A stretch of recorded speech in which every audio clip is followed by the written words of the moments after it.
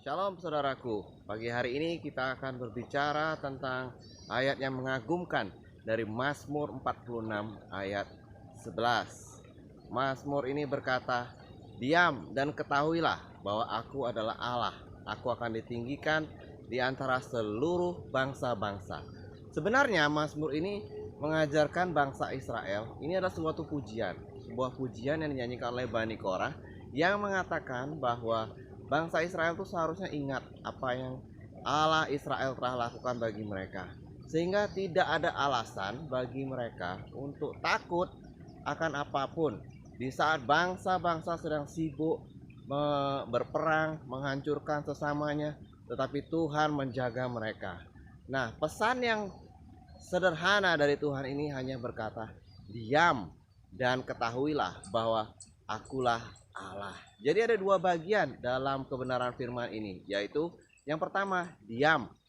Ya, diam itu artinya relax. Itu sama kata dasarnya seperti Rafa, Yehova Rafa. Jadi kalau kita tahu Yehova Rafa adalah Allah yang menyembuhkan, maka di sini katanya diam itu adalah beristirahat. Kita santai, kita relax karena kita percaya kepada janji Tuhan bahwa Tuhan akan menggenapi firman-Nya, bahwa Tuhan akan selalu menjaga kita di dalam segala keadaan, maka kita bisa rafah, saudara-saudara. Dan kemudian yang bagian kedua adalah ketahuilah bahwa Dia adalah Allah.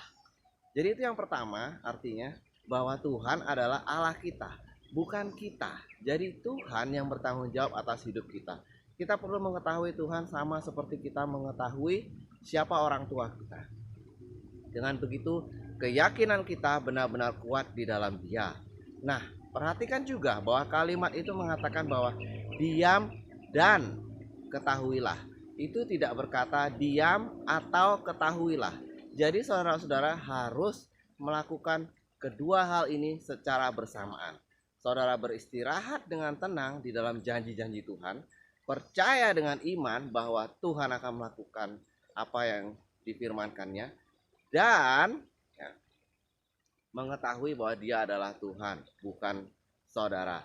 Jadi saudaraku, apa yang terjadi? Misalnya kalau kita hanya diam, kita diam saja, kita istirahat dalam Tuhan, tapi kita tidak mengakui Tuhan sebagai juru selamat kita dalam berbagai keadaan, maka hal-hal yang mujizat ajaib tidak akan terjadi bagi kita.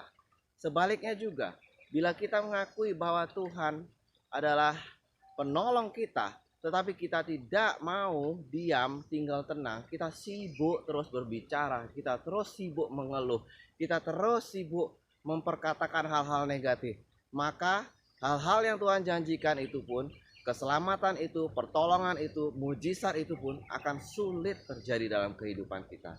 Jadi saudaraku, pesan pada pagi hari ini hanya sederhana. Percayalah kepada Tuhan, diam, beristirahat dalam janji-janjinya, dan akuilah bahwa Dia adalah Tuhan yang senantiasa menolong kita.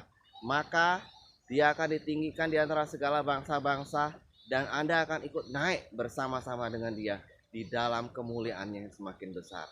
Haleluya, Tuhan Yesus memberkati.